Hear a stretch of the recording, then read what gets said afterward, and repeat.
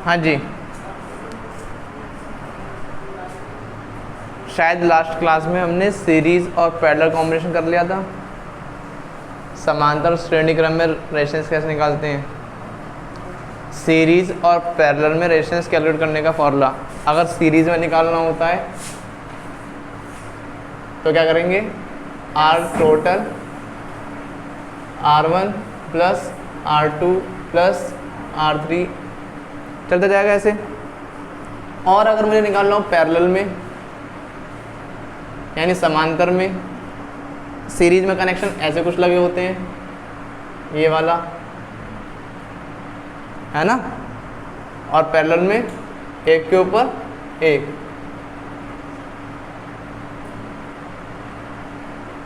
याद है कुछ, यही बताया था। सीरीज में कुछ ऐसा कनेक्शन होता है सीधे सीधे सामने सामने, पैरेलल में एक के ऊपर एक।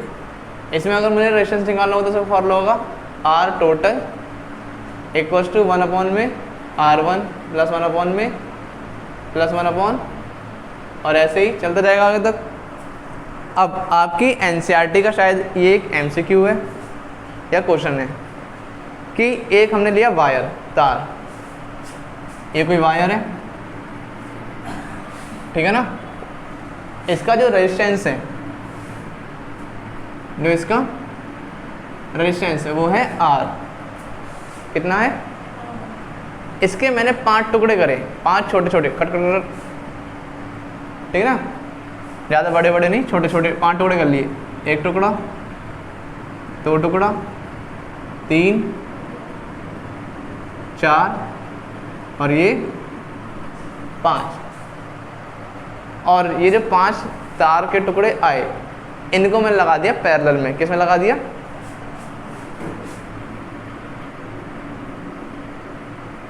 ये लग गया पैरेलल।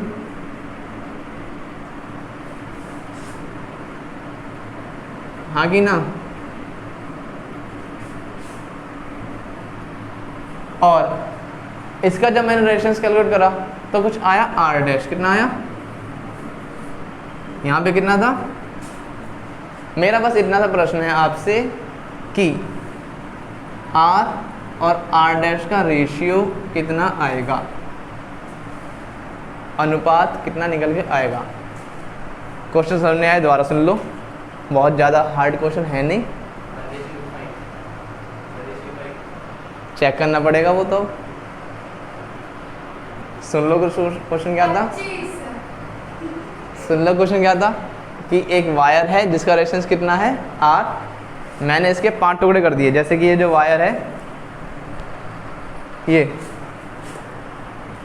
इस वायर के मैंने टोटल कितने टुकड़े कर दिए, 5 है ना। कितने कर दिए इसके, 5 टुकड़े, 1 2 3 4 5 छोटे छोटे। और इन 5 टुकड़ों को लगा दिया पैरेलल में, एक के नीचे ये वाला कनेक्शन। और फिर मैंने इस फॉर्मूले का यूज़ करके रेजिस्टेंस निकाला, जो कि निकला कुछ R डैश। अब मुझे बताना है कि इस वाले और इस वाले का रेशियो, अनुपात कितना होगा।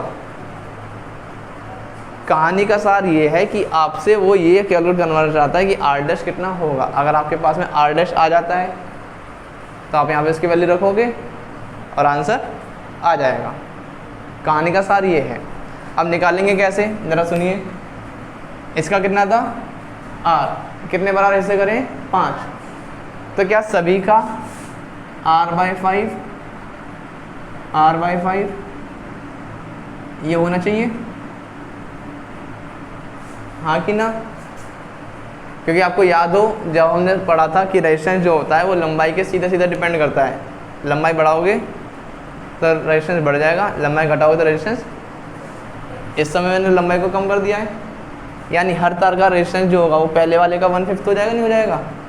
अगर पहले वाले का रेजिस्टेंस R था तो इस वाले का कितना आएगा, R/5। और क्योंकि जितना बड़ा टुकड़ा ये है उतना बड़ा टुकड़ा, इसका रेजिस्टेंस R/5, इसका रेजिस्टेंस भी, इसका भी। और मुझे क्या करना है, सबसे पहले निकालना है पैरेलल में कैसे, कितना निकल जाएगा। तो पैरेलल में निकालने के लिए फॉर्मूला लगाएंगे ये वाला। तो जहाँ पे R टोटल है मैं वहाँ पे क्या लिख दूंगा, मैं क्या निकाल रहा हूँ इस बार, आर डैश, यानी आर डैश निकाल 1 अपॉन में आर डैश निकालने का फॉर्मूला क्या हो जाएगा 1 upon R1 R2 R3 R4 और ये R1 ये R2 ये R3 ये R4 और ये, तो जहाँ पे R1 है मुझे वहाँ पे क्या रखना है R अपॉन, यहाँ पे समझ में आया कुछ, जहाँ पे R2 है मुझे वहाँ पे क्या रखना पड़ेगा R अपॉन, तो ये भी सेम ऐसे ही आगे भी हो जाएगा और ये भी, है ना। क्या नीचे वाला बचपन में सीखा था कि जो सबसे नीचे नंबर होता है वो कहाँ पहुँच जाता है सबसे, सीखी थी ये बात। मतलब क्या हो जाएगा 5 अपॉन में R और इस नंबर किससे, तो 5 अपॉन में R 5 upon R 5 upon 5 upon और ये भी 5 अपॉन। क्या बचपन में एक और चीज़ सीखी थी कि अगर नीचे वाला नंबर सेम होगा तो एलसीएम क्या आता है। बेटा फिजिक्स बस यहीं तक थी, जो अब सारी चीज़ें पढ़ रहे हो वो कौन सी है बचपन वाली, एलसीएम फ्रैक्शन कैसे सॉल्व करते थे, जो आपने अधिकतर ने बताई लॉकडाउन में, है ना, 6वीं 7वीं 8वीं वहीं बीती है मज़े में। अगर नीचे वाला नंबर सभी सेम है तो एलसीएम क्या आएगा, और ऊपर वाले नंबर को कर देंगे 5 10 15 20,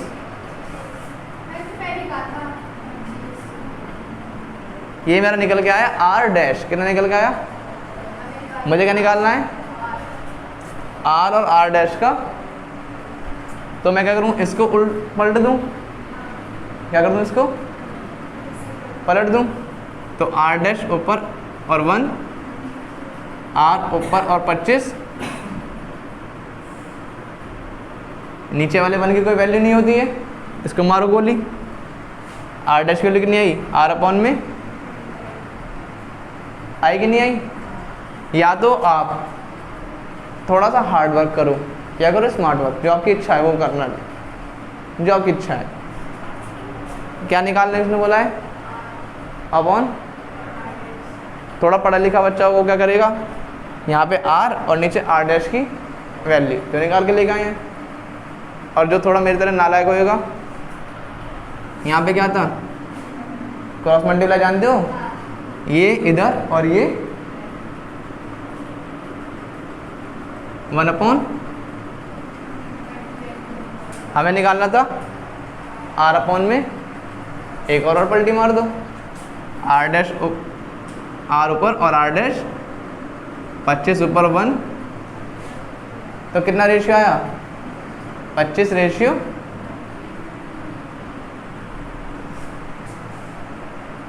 और वहीं आपसे अगर क्वेश्चन पूछ लेता कि आर डैश और आर का रेशियो कितना आएगा तो 1 रेशियो, ये एमसीक्यू क्वेश्चन है,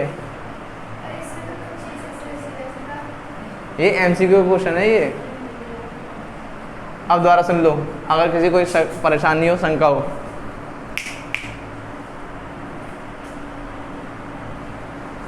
एक वायर था ऐसा कुछ, मैंने किसके कितने हिस्से करे थे 5, है ना, एक हिस्सा ये काटा फिर एक और काट दिया एक और काट दिया ऐसे ही, और ये मुझसे ये बोला गया कि जितने मैंने हिस्से काटे उनकी लंबाई सेम रहेगी, लंबाई मैं बढ़ाऊंगा नहीं। और हमने ये चीज़ पढ़ रखी है कि रेजिस्टेंस जो होता है वो लेंथ के सीधा सीधा डिपेंड करता है, लंबाई को बढ़ा दोगे तो रेजिस्टेंस बढ़ जाएगा, लंबाई को कम कर दोगे रेजिस्टेंस, है ना, डायरेक्टली प्रोपोर्शनल होता है। अब मैंने लंबाई कम कर दी है तो रेजिस्टेंस को क्या होना चाहिए, कितने हिस्से करें इसके 5, तो पहले वाले का रेजिस्टेंस कितना हो जाएगा R/5, इसका भी इतना ही रहेगा और बाकी सबका भी, क्योंकि सभी की लंबाई कैसी है सेम। इनको लगा दिया मैंने पैरेलल में। मुझसे पूछा गया था कि R/R डैश का रेशियो क्या होगा, तो सबसे पहले मेरा काम है कि R डैश आएगा कितना वो निकाल लूँ मैं। इसको निकालने का तरीका ये है कि आप कौन सा फॉर्मूला यूज़ करोगे, क्योंकि सभी ऊपर नीचे लगे हुए हैं, ये वाला फॉर्मूला मैंने लिख दिया यहाँ पे। जहाँ पे R1 है वहाँ पे क्या रखोगे, R/R2 की जगह सेम वैल्यू, R3 की जगह सेम रख दिया जी। बचपन में चीज़ क्या पड़ी थी, जो नंबर नीचे होता है वो उड़ता हुआ कहाँ चला जाता है, तो 5 चला गया 1 के पास, 5 1 जा, नीचे क्या बच जाएगा, तो 5/R।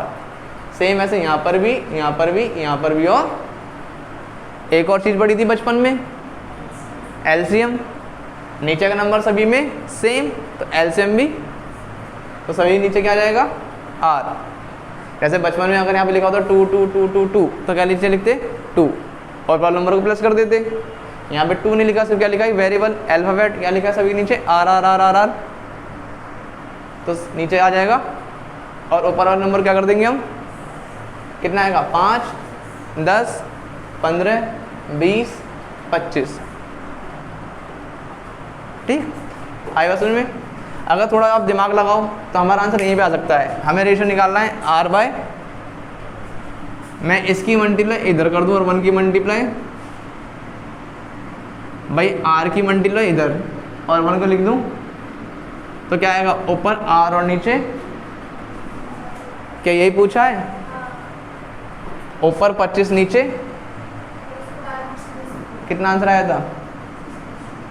तो आप चाहे यहाँ पे कर दो और थोड़ा और लंबा करना है, उंगली सीधी उंगली से घी नहीं निकालना है, टेढ़ी करनी है। तो पहले निकालो R', ये ऊपर, ये ऊपर, और फिर इसकी वैल्यू को रख दो। ठीक है ना, आपकी इच्छा है, चाहे आप ऐसे करिए चाहे आप, आंसर दोनों से आएगा। बस एक चीज़ का ध्यान रखना, बच्चे रट के बहुत जल्दी जाते हैं, जैसे इसने रटा भी, इसको रट गया 25 आंसर आएगा, रटा भी है, चीटिंग करी है ना।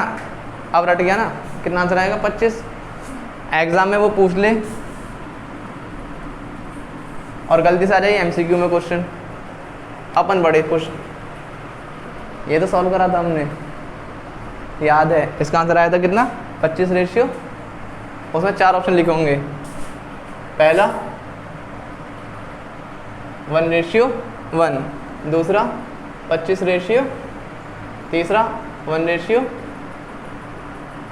चौथा नन ऑफ। सी वाला, अपन बड़े खुश, सी वाला, रट के गए हैं, सॉल्व करा था बाकायदा बैठे बैठे क्लास में। कितना, सी वाला क्या, घर पे आके चेक करा, ठीक है, नंबर नहीं आए, पक्का मास्टर अपनी बहू से लड़का आया था, सुबह सुबह चाय गरम नहीं दी होगी। तो ये छोटी छोटी गलतियों का ध्यान रखना है कि उसने पूछा क्या है, उसने पढ़ा क्या है। आपने जो पढ़ा वो भी सही है, उसने जो पूछा वो भी सही है, ना आपकी गलती ना उसकी गलती, गलती है समय की, जो आपको समय पे याद नहीं आया, है ना। पूछा था उसने R'/R और आप याद करके गए थे।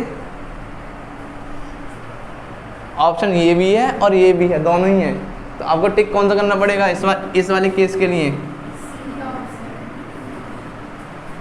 फिर इसमें रेशियो की वैल्यू नहीं है, दे सकता है ना वो, पेपर उलझाने के लिए क्या करेगा भाई। क्वेश्चन उसने बोला NCERT से होगा, क्या उसने ये बोला ऑप्शन NCERT से होंगे, तो गलत बात है। अगर क्वेश्चन NCERT से बोला है ना, ऑप्शन भी होनी चाहिए NCERT से। उसने ये बोला क्या ऑप्शन NCERT से होंगे।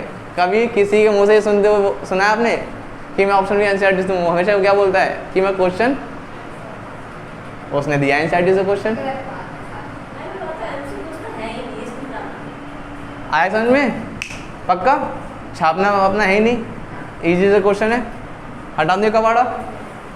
सुनो अब इसका लास्ट टॉपिक क्या बचता है, हाँ जी, heating effect of electric current. बेटा देखो फटाफट जल्दी से,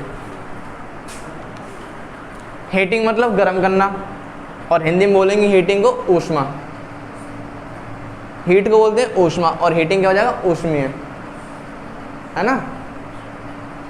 हीट मतलब होता है ऊष्मा हिंदी में, और हीटिंग मतलब ऊष्मीय। इफेक्ट मतलब प्रभाव, असर। हीट किसकी वजह से आ रही है? इलेक्ट्रिक करंट की वजह से।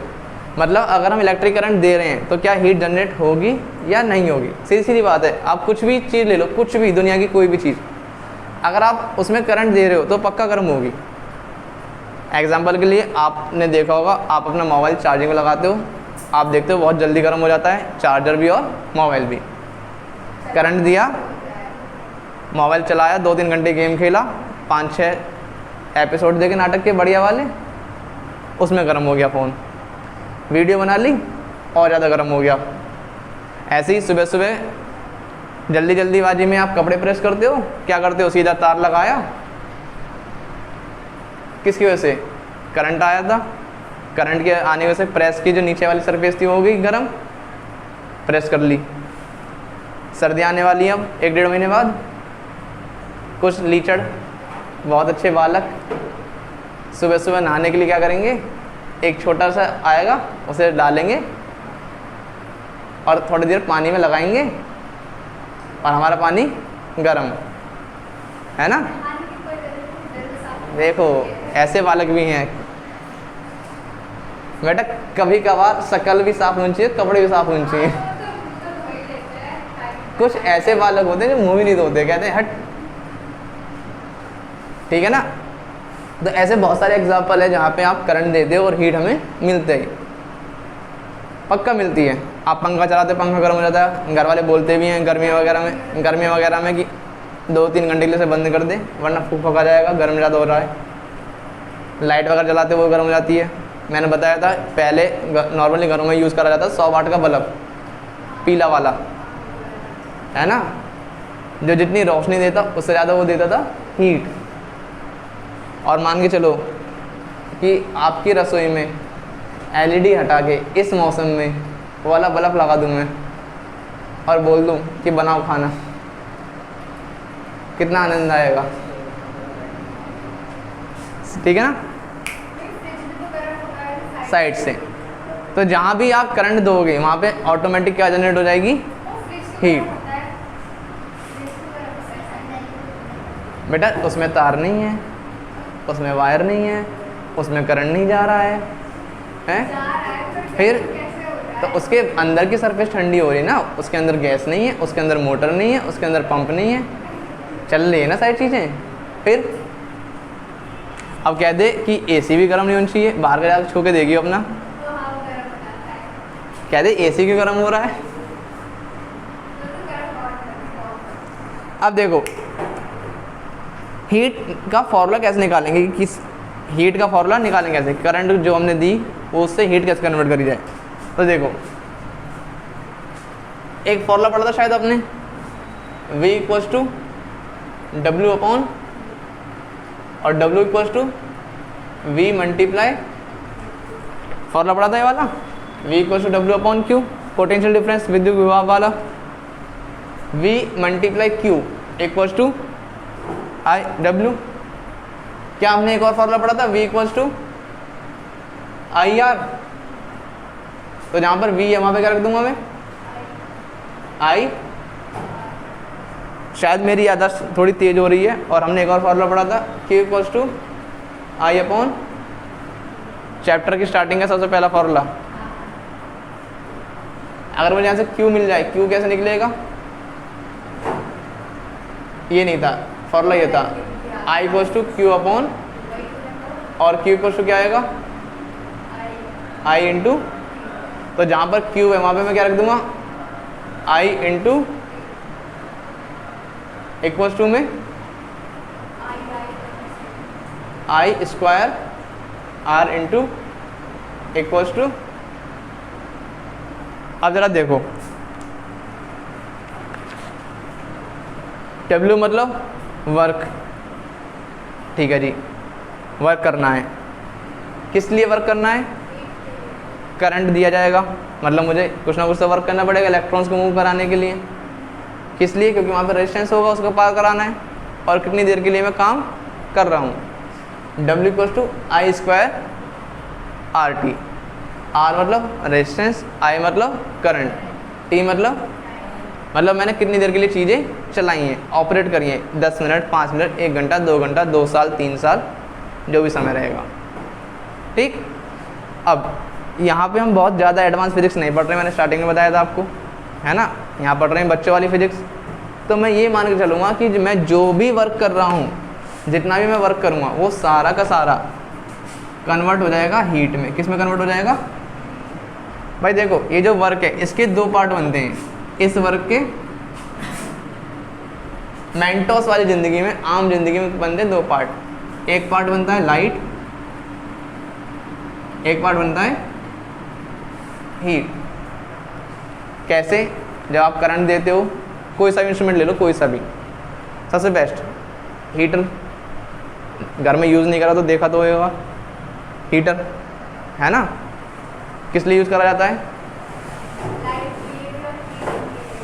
हीटर किस लिए यूज़ करा जाता है? नॉर्मली कमरे को, यानी उसका मेन काम क्या होना चाहिए था?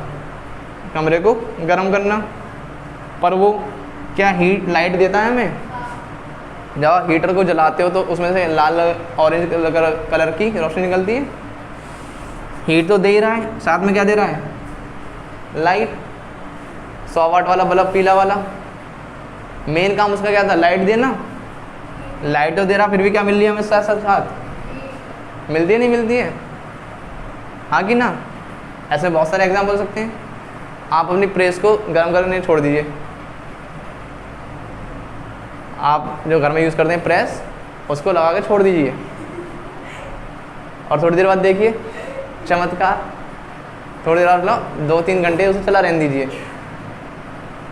और देखिए क्या वो लाल होती है नहीं होती है? ठीक। नहीं लाल हो रही तो उसे खोल के देखिए, उसके अंदर एक वायर होगा, वो जरूर लाल हो जाएगा, है ना। यानी जो भी हम वर्क करते हैं उसके कितने पार्ट होते हैं? एक लाइट और एक, अभी हम बहुत छोटे लेवल फिजिक्स पढ़ रहे हैं, हम ये मान के चलेंगे कि जो हम वर्क करेंगे वो सीधा सीधा कन्वर्ट किस में होगा? लाइट का कोई चक्कर ही नहीं है, लाइट मिलेगी नहीं हमें। आप आलस।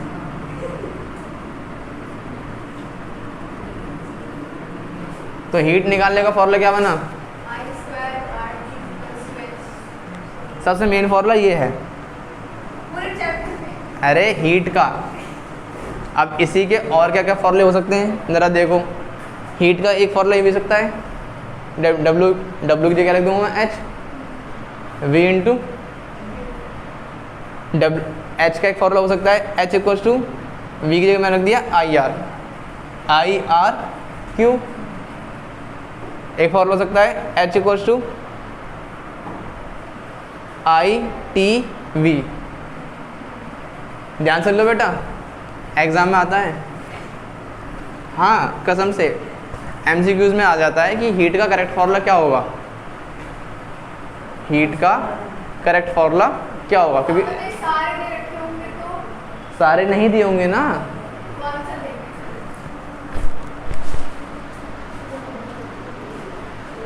आई square R V into I square R T Q into I into Q. कुछ भी अवाल बवाल लिख देगा, जो भी उसे मन चाह लग रहा है। ज़रा देखो ये फॉर्मूला तो हो ही नहीं सकता, क्योंकि जब आई स्क्वायर आया तो उसके साथ में क्या होना चाहिए था? ये वाला फॉर्मूला। जब v आ रहा है तो v के साथ में क्या होना चाहिए था? देख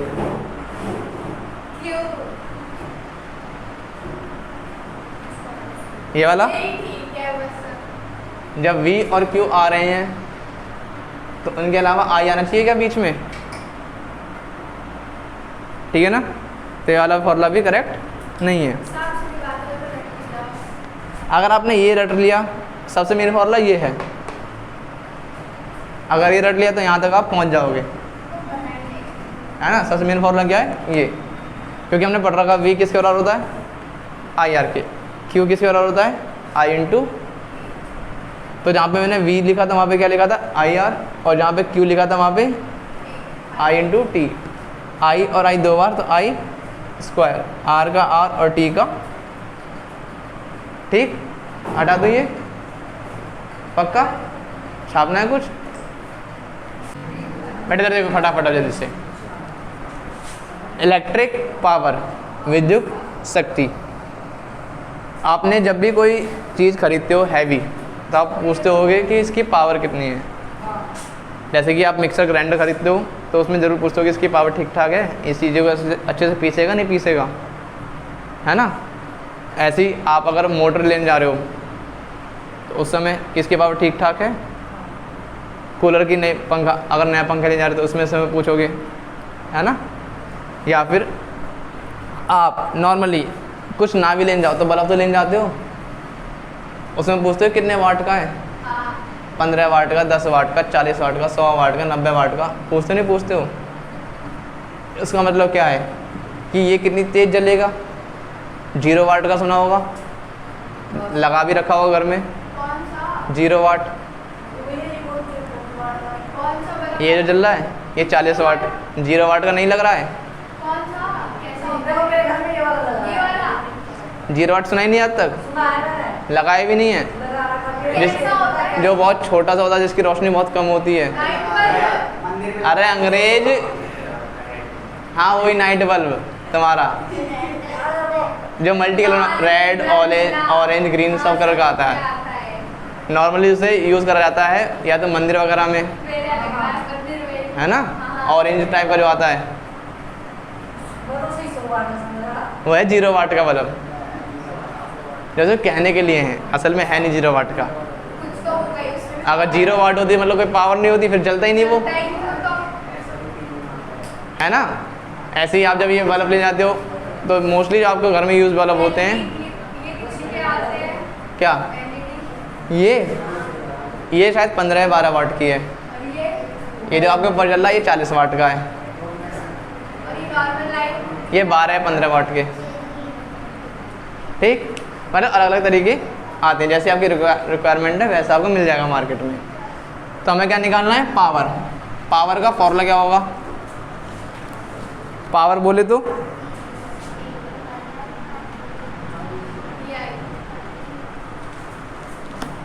मेन फॉर्मूला याद रखना हमेशा। पावर का मतलब, हाँ जी, अपने से रिलेट करो, आप में कितनी पावर है। अगर मुझे मेजर करनी है तो मैं क्या करूँगा, आपसे कुछ काम कराऊँगा और देखूँगा कि आपने वो काम कितने समय में करा। अगर आपने उस काम को जल्दी कर दिया तो मतलब आपने पावर बहुत ज़्यादा है। अगर देर में करा तो मतलब आपने पावर, जैसे कि मैं सीधा सीधा आपको करवाना चाहता हूँ दिहाड़ी मजदूरी, सीमेंट के कट्टे उठाओ, अगर आपने जल्दी जल्दी उठा के फेंक दिए मतलब ठीक ठाक है पावर। और 2 घंटे से एक कट्टा ही नहीं खिसक के दे रहा है, आजा, मतलब पावर है कम। कितना काम करा और कितने समय में करा, वो क्या है आपकी पावर। अभी हमने इसका फॉर्मूला कुछ पढ़ा था क्या, वर्क का फॉर्मूला क्या पढ़ा था, V इंटू, तो V इंटू नीचे क्या है, चार्ज, एक नालायक, चार्ज, करंट, हाँ क्यों, करंट है आई, चैप्टर खत्म होना है, ये कह रही क्यों है क्या, थप्पड़ मारो, क्यों से डिनोट करा जाएगा, किससे करेंगे, क्यों कोई तो कर रहे हैं, चार्ज है ये, चार्ज को डिनोट करते हैं क्यों से। यार कैसे, करंट को डिनोट करते हैं आई से, कह रही क्या पढ़ा रहा हूँ फिर मैं। हाँ जी, एक फॉर्मूला था I equals to Q upon T, क्या बन जाएगा, यानी पावर का फॉर्मूला क्या बन जाएगा, V इंटू, अब यहाँ पे आप अगर आप V की वैल्यू रख दो, V इक्वल्स टू क्या होता है IR, V इक्वल्स टू क्या होता है, तो एक और नया फॉर्मूला जाएगा IR मल्टीप्लाई I, यानी I स्क्वायर, है ना। यहाँ से अगर आप I की वैल्यू रख दो, वहाँ पे क्या दिख रहा है? ऐसे ही अगर आप यहाँ से आई की वैल्यू रख दो, आई की वैल्यू क्या हो जाएगी? वी अपॉन में, तो वी अपॉन आर, वी ऊपर वी स्क्वायर और नीचे, तो एक और फॉर्मूला बन जाएगा। मेन फॉर्मूला क्या है? और इसे ही ना मान चलो, मेन फॉर्मूला क्या है आपका? We I. पावर का जो मेन फॉर्मूला वो क्या है? वी, है ना। आप यहाँ पे वी की वैल्यू रख दो आई आर, तो फॉर्मूला ये बन जाएगा। अगर आई की वैल्यू रख दो वी अपॉन आर, भाई आई अगर हम यहाँ से आई निकालना चाहते हैं करंट, तो हम क्या करेंगे? इस आर को नीचे भेज देंगे, हाँ कि ना। यहाँ पे क्या दिख रहा है? आई, और ये भी क्या है? तो क्या मैं इस आई की जगह ये लिख सकता हूँ? तो नया फॉर्मूला बन जाएगा मेरे पास में एक और, v अपॉन में, तो वी स्क्वायर अपॉन में आई बात समझ में कुछ? Yes, I understand. अब वैसे तो पावर की यूनिट क्या होनी चाहिए थी? जूल पर सेकंड। इसे ना देखें तो वोल्ट इनटू एम्पियर, अलग अलग यूनिट हो सकती हैं। और असली जो यूनिट होती है वो होती है वॉट। पावर की जो यूनिट होती है क्या होती है हिंदी में? जो आप वॉट वॉट बोलते रहते, असल में वो वाट होता है। वॉट मान तो क्या होता है? अब पूछो क्या है ना। तो ये असल में इसकी यूनिट क्या? वाट। आई बात समझ में? पावर की यूनिट क्या होगी? वाट। हटा दो ये, कुछ नोट करना है? सुनो, कभी कभार क्या पता क्या है, कभी कभार क्या होता है, जो एग्जामिनर होता है वो चाहता ही नहीं है कि आपके नंबर आए। देगा इसी का क्वेश्चन, पर वो चाहेगा नहीं आपके नंबर आए। खेल के साथ खेलेगा, उसे पता है फॉर्मूला बच्चा रटका आया है, ज़्यादा बड़ी कैलकुलेशन भी नहीं, मल्टीप्लाई डिवाइड करना है, कर देगा, फॉर्मूला याद है। तो खेल किस में खेलेगा? यूनिट्स में। भाई यहीं तो छेड़खानी कर सकता है। जैसे मैंने आपको याद हो स्टार्टिंग में छेड़खानी करी थी, होता तो एम्पियर है पर क्या लिखा था? Milli ampere, micro ampere, kilo volt, mega volt, जैसे ये ना रैक करके आई थी, है ना। जब एग्जामिनर चाहे कि बच्चा क्वेश्चन गलत करे, उस समय क्या करेगा? वो यूनिट को चेंज। यहाँ पर भी यूनिट बहुत अच्छी तरह चेंज करेगा। कैसे? एक होता है किलो वाट। 1 किलो वाट का मतलब क्या होता है? 10 की पावर 3 वाट। एक होता है मेगावाट, 10 की पावर 6, ठीक। एक होता है गीगावाट, 10 की पावर 9 वाट। आ जाए नहीं, ठीक है ना। एक होता है गीगावाट। अच्छा, ये तो चलो ठीक भी है, ये तो हमने पढ़ रखा था। किलो मतलब 3, मेगा मतलब मेगा, मेगा याद हो 6, गीगा 9। असली क्या खिलवाड़ करेगा वो आपके साथ में? लिखेगा 1 HP।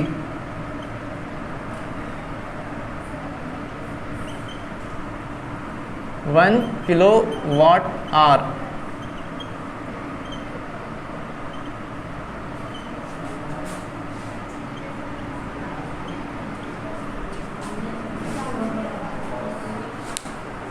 सुनो जरा, अब यूपी बोर्ड वाले के लिए बहुत ध्यान से ये 2 चीज़।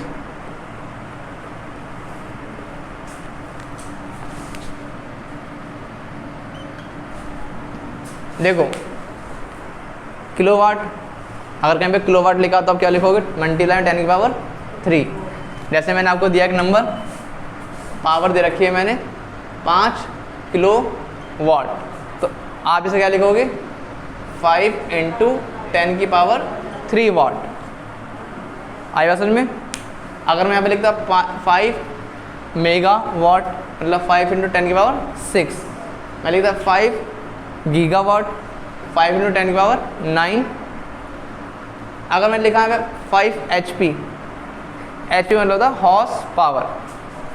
हॉर्स पावर आपके जो गाड़ियाँ वगैरह के इंजन होते हैं, जो महंगी गाड़ियाँ होती हैं, वो सभी होती हैं हॉर्स पावर में। क्योंकि जो पहले की इंसान था, उसने अपने आने जाने के लिए हेल्प ली थी जानवरों की, है ना।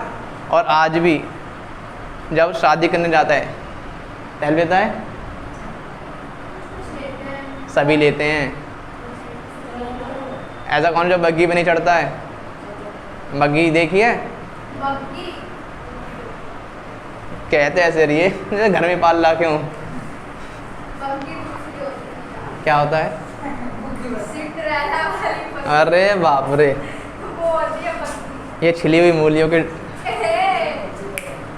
हॉर्स पावर मतलब जब स्टार्टिंग में इंजन की बनावट बनाया गया था तो उसकी जो पावर थी वो कंपेयर करी थी हॉर्स से, घोड़े से। क्योंकि पहले जो इंसान यूज़ करता था आने जाने के लिए कहीं दूर वगैरह तो घोड़े का यूज़ करा जाता था, है ना, और वो सामान भी खींच के ले जाते थे। तो जो पहले गाड़ी का इंजन बनाया गया था तो उन्होंने उस गाड़ी के इंजन की पावर को कंपेयर करा था किससे? हॉर्स से। यानी 1 HP 1 horse power equal to 746 watt. अगर कहीं पे लिख दिया गया 5 HP तो मतलब 5 × 746 वॉट। सेम इसी तरह से 1 किलोवाट तो यहाँ पे क्या जाएगा 3.6 × 10⁻⁶ वॉट सेकंड। वॉट सेकंड ना लिख के क्या लिखोगे आप? जूल। ये भी बोर्ड में पूछा जाता है कई बार कि मुझे बताइए पावर जूल में, किसमें बताइए? तो आप जो आंसर निकालोगे फाइनल आंसर में आप क्या कर दोगे उसमें इससे मल्टीप्लाई। ठीक है ना? आगे बात समझ में? CBSE में तो कह रही ना खेल खेलेगा नहीं, पर यूपी में खेल लेता कभी कभार, क्योंकि CBSE में बहुत सारी चीज़ें हैं खेलने के लिए, है ना। बायोलॉजी का अनंत सागर पड़ा है डुबाने के लिए आपको, जहाँ चाहे वहीं डुबा देगा। आ जाओ मारो डुबकी। ठीक, हटा दो ये।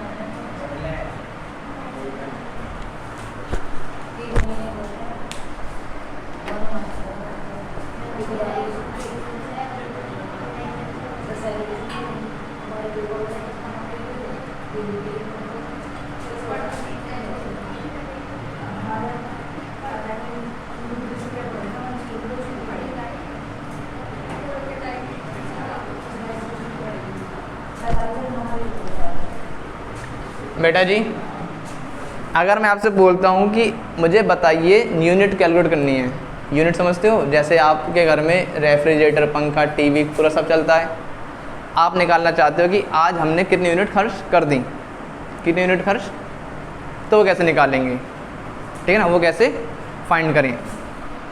जैसे कि सुनो, बहुत ही नॉर्मल और प्रैक्टिकल एग्जांपल लेते हैं। P मतलब होता है पावर, आवर से मतलब पता है कितने घंटे और दिन, नीचे किससे डिवाइड कर देंगे? 1000 से। तो आपका जो आंसर आ जाएगा वो यूनिट्स में आ जाएगा, कितने यूनिट आपने खर्च करी हैं, 1 यूनिट, 2 यूनिट, 4 यूनिट, 5 यूनिट, जितनी भी आपने खर्च करी हैं वो आपका निकल से आंसर आ जाएगा। अब जैसे कि मैंने जो बल्ब लगा रखा है वीडियो बनाने के लिए, ये कितने वाट का है? 40 वाट का। मतलब पावर कितनी होगी इसकी? कितनी देर चलाता हूँ सिर्फ में से? 1 घंटा। टाइम दे दिया मैंने। कितने दिन चलता है ये? 30 दिन, है ना, 30 दिन। तो इंटू से 30, नीचे किससे डिवाइड करेंगे हम? अब आपको क्या पता मैं संडे हूँ या नहीं हूँ? ठीक, इससे 4 3 1 पॉइंट कितनी यूनिट निकली? 1 पॉइंट इससे। अब अगर मैं इसका किराया बिल का जो नॉर्मल रेट है, सरकारी बिल का किराया, ज़रूरी नहीं है। क्यों करें? ठीक, जो नॉर्मल रेट है वो कितना रेट है? 6 या 7 रुपये। पर जो रेंटर्स लेते हैं वो 9 रुपये, 8 रुपये, जैसी इच्छा है 10 रुपये। अगर मैं दे रहा हूँ इसका 9 रुपये या 8 रुपये जो भी है, अगर आप 9 रुपये लेके चलो 9 रुपये, 8 रुपये देके 8 रुपये, जितने भी आपके अगर 9 लेते हैं तो किससे मल्टीप्लाई करेंगे इसमें 9 से, कितना हो जाएगा 1.2 मल्टीप्लाई 9, 12 9 ज़ा 108, एक नंबर से पहले पॉइंट है, तो इसका जो रुपया हुआ वो कितना 10 रुपये 80 पैसे। अगर आप 8 बोल देने कभी 80, अगर आप कैसे चलाओगे इसे लगाऊंगा सिर्फ 1 घंटा चलाने पे रहे ये वो भी 30 दिन का। 30 दिन का। आई बात समझ में? पक्का? अब सेम इसी तरीके के क्वेश्चन है। मैंने क्या बोला, सुनो ज़रा ध्यान से।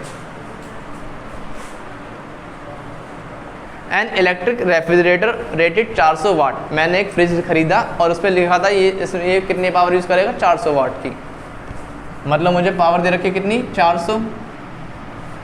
आगे उसने बोला है ऑपरेट 8 आवर पर डे, 8 घंटे चलाता हूँ रोज़, 8 घंटे चलाता हूँ, ठीक है जी।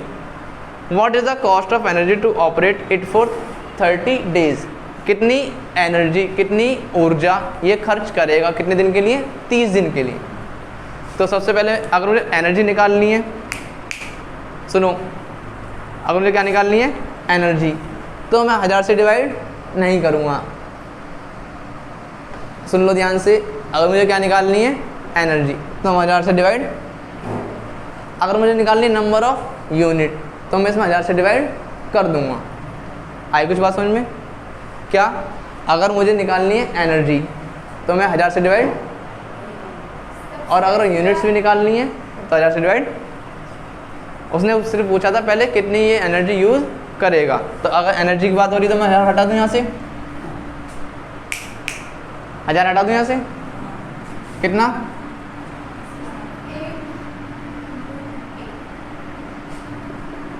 4 3 ज़ा 30 इंटू 12 8 ज़ा,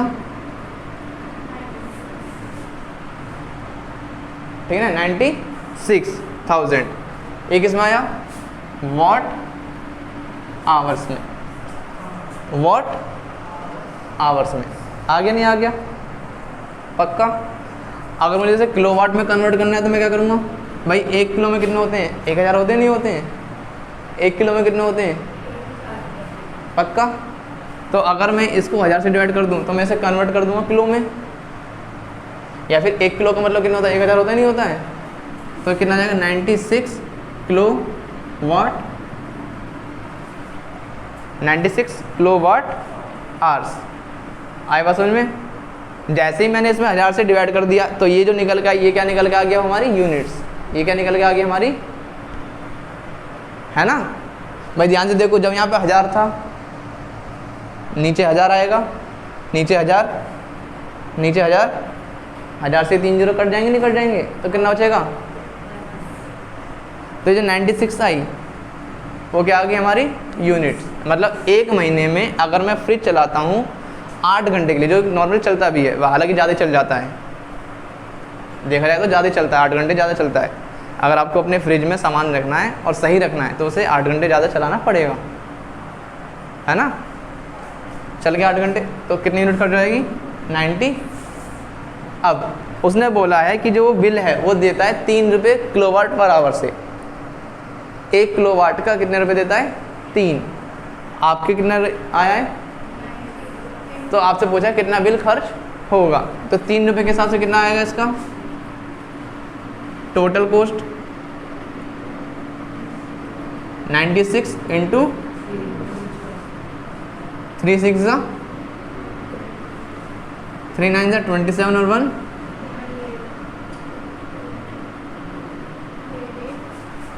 है ना? कितना आसान सा लग रहा है, कितना कम बिल है। और वहीं असल ज़िंदगी में देखो, अगर यही चीज़ अगर हम अपने घर में यूज़ कर रहे हैं, 96 यूनिट्स आई, हम कितने रुपए दे रहे हैं 8 या 9 रुपये, है ना? 8 या, तो अगर 8 से लगा चलो 8 6 ज़ा 8 9 ज़ा और 4,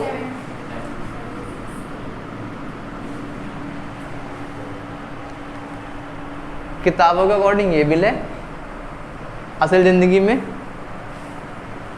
सिर्फ फ्रिज का। ऐसे ही पंखा चलाओगे, लाइट चलाओगे, मोटर भी चलाओगे, सभी का ऐसे बिल निकल आएगा और वो सारा बिल हो जाएगा कंबाइंड प्लस, है ना। तो इसी तरीके से हो जाएंगे क्वेश्चंस। कर लोगे नहीं कर लोगे हो? पक्का? सुनो, एक पंखा है जो आप चलाते हो 230 वोल्ट पर, यानी आपको क्या दे रखा है? V, potential difference. क्या दे रखा है आपको? V। आप कितने पे चलाते हो उसे? 230 वोल्ट पर। अच्छा, जो करंट है I, वो भी पता आपको। इसको चलाने के लिए मैं यूज़ करता हूँ 0.4 एम्पियर का करंट।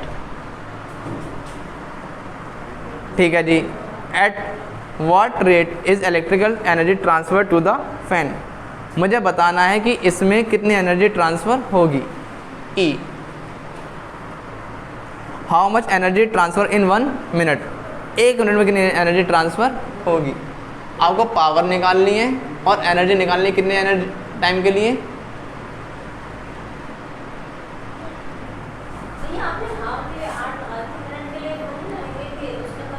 चेंज करने लगेंगे। बेटा सुन ले ध्यान से, बहुत ध्यान से। यहाँ पे क्या है? पावर। मैं निकलवाना क्या चाह रहा हूँ आपसे? Number of units. Number of units निकालने के लिए मैंने क्या बताया था? अगर आप निकालना चाहते हो एनर्जी E, उस समय आपका फॉर्मूला होगा पावर इनटू, मैंने आपको याद हो ये वाला 1000 हटा दिया ना, हटा दिया था, तो बचा क्या था? पावर, आवर और डे। असल में है क्या? समय ही तो है। तो अगर मैं पावर की मल्टीप्लाई कर दूँगा टाइम से, तो मुझे क्या मिल जाएगी? एनर्जी। क्या मिल जाएगी मुझे? एनर्जी। ठीक, तो मुझे एनर्जी भी निकालनी है। और तो पहला मेरा काम होगा पावर निकालने का। पावर निकाल दूंगा और 1 से मल्टीप्लाई कर दूंगा, तो एनर्जी आ जाएगी नहीं आ जाएगी? पहला मेरा काम क्या है? पावर निकालना। पावर निकालने के फॉर्मूले लिखवाए थे नहीं लिखवाए थे? क्या थे पावर निकालने के फॉर्मूले? मेन फॉर्मूला क्या था? V इंटू, याद करो, देखो जरा, देखो जरा ध्यान से। मेन फॉर्मूला V इंटू, यही था। क्या V है? क्या I है? पावर मिल जाएगा? मिल जाएगा नहीं मिल जाएगा? निकालो फटाफट, कितना आएगा प्लस करके?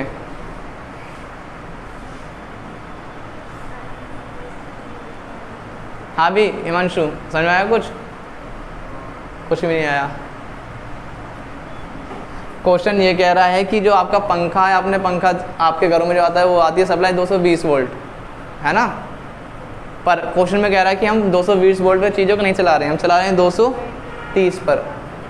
उसमें करंट दे रहे हैं 0.4 एम्पियर का। मैं आपसे जानना चाहता हूँ कि ये पंखा कितनी पावर यूज़ करेगा। तो पावर का एक फॉर्मूला पड़ा था V इंटू आई। क्या मैंने आपको V दे रखा है, I दे रखा है? सीधी सीधी क्या करनी है? सिर्फ रखनी है। और क्या करना है फिर उनको? कर, फिर कितना आएगा आप बताओ? 92 करेक्ट? 92 या आगे पीछे कुछ और? ठीक है, तो पावर कितना आएगा हमारा? 92। अगर मैं आपसे जानना चाहता हूँ एनर्जी, तो फॉर्मूला क्या आ जाएगा? P इंटू, अब क्वेश्चन उसने ये बोला कि मुझे एनर्जी बताओ 1 मिनट के लिए। कितने मिनट के लिए? 1 मिनट के लिए।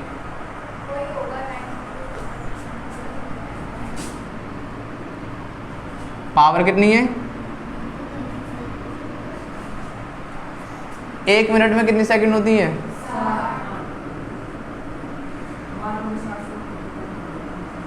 6 2 जा 6 9 जा। बेहतरीन।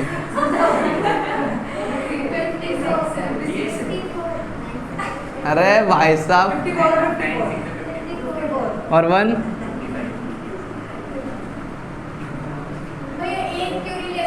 हैं जी जब टाइम दिया है तो हैं आपको याद हो मैंने कुछ ऐसा लिखा था 3.6 इंटू 10 की पावर 6 वॉट सेकंड। इसे क्या बोला था मैंने? जूल किसकी यूनिट होती है? एनर्जी की। कहाँ इसके बराबर में क्या बैठा था? बराबर में क्या है? वॉट किसकी यूनिट होती है? तो बराबर में कौन होना चाहिए? सेकंड। तो बदलना पड़ेगा नहीं बदलना पड़ेगा? इसको क्या लिख सकते हैं? वॉट सेकंड या फिर बस यही एनर्जी। निकल गया एनर्जी, बस खत्म। 4 से डिवाइड कर देना, ठीक है ना? आगे समझ में? पक्का? चैप्टर ख़त्म। घर पे प्रैक्टिस करना क्वेश्चन, नहीं करोगे तो कल टेस्ट दे दूंगा, मैं करवा दूंगा प्रैक्टिस।